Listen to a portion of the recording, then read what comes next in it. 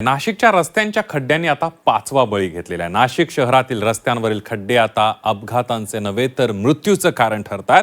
प्रत्येक खड्डा बळीच्या घटनेनंतर संताप व्यक्त झाला, आश्वासनं मिळाली, पण खड्डे नाशिकच्या रस्त्यांवरचे कायम असल्याचं पाहायला मिळतंय। शहरामध्ये सिंहस्थ कुंभमेळ्याच्या पार्श्वभूमीवर विकास कामं केली जात आहेत। ही विकास कामं आता नागरिकांसाठी मृत्यूचे सापळे बनतायत। नाशिक शहरातील खड्ड्यांनी आणि उदासीन यंत्रणेनं अखेर 5व्या निष्पाप नाशिककराचा बळी घेतलाय। अंबड MIDCतील एक्सलो पॉइंट भागात चिखल आणि खड्ड्यांमुळे निलेश प्रल्हाद कोतकर या तरुण व्यावसायिकाचा अपघाती मृत्यू झालाय। यंदाच्या पावसाळ्यात खड्ड्यांमुळे झालेला हा 5वा मृत्यू आहे। नाशिकच्या कामठवाडे इथल्या विमल रेसिडेन्सीमध्ये राहणारे निलेश कोतकर मंगळवारी दुपारी त्यांच्या दुचाकीवरून घरी जात होते। यावेळी त्यांच्या दुचाकीचा अपघात झाला आणि त्यांच्या डोक्याला गंभीर दुखापत झाली। उपचारादरम्यान त्यांचा मृत्यू झाल्यानं त्यांच्या कुटुंबावर शोककळा पसरली आहे। निलेश कोतकर यांच्या मृत्यूमुळे त्यांच्या 5 वर्षांच्या चिमुकलीचं पितृछत्र हरपलंय। खड्ड्यांमुळे माझ्या मुलाचा बळी गेला, याकडे शासन लक्ष देईल का असा प्रश्न देखील निलेशच्या वडिलांनी विचारलाय।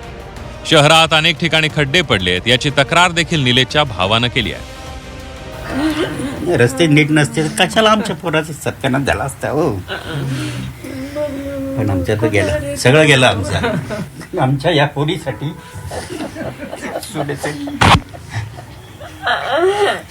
काही शासन स्तरावर तुम्हाला करता आलं तर करा, हात जोडली त्यांनी।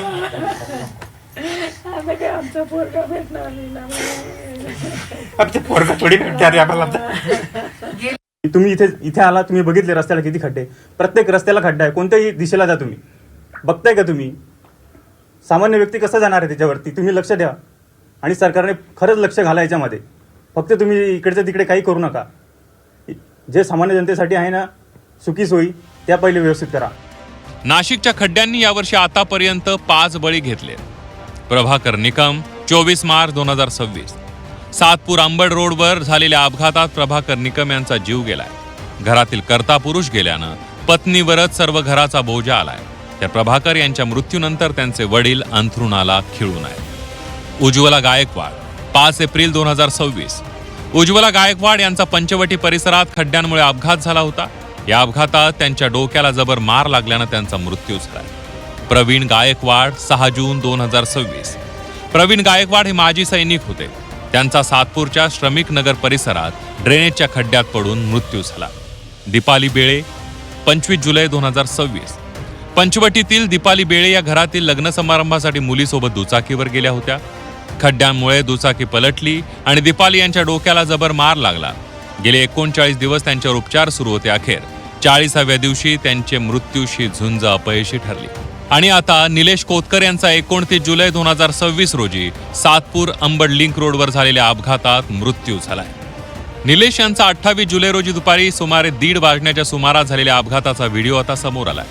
अपघात होताच घटनास्थळी उपस्थित असलेल्या स्थानिक नागरिकांनी तत्काळ धाव घेत निलेश कोतकर यांना रस्त्याच्या बाजूला सुरक्षित ठिकाणी हलवलं आणि मदतीचे प्रयत्न सुरू केल्याचं दिसतंय। या अपघातानंतर वाहतूक काही काळ विस्कळीत झाली होती। वाहतुकीचे नियम करण्यासाठी आम्ही एक्सलो पॉइंट या ठिकाणी सुमारे 1:30च्या दरम्यान वाहतूक सुरळीत करत असताना काही अनोळखी वाहतूक चालकाने आम्हाला येऊन सांगितले की प्रणय स्टंपिंग ह्या इथे एक अपघात झालेला आहे। समोरचा व्यक्ती बाईकवरून खाली पडलेला आहे।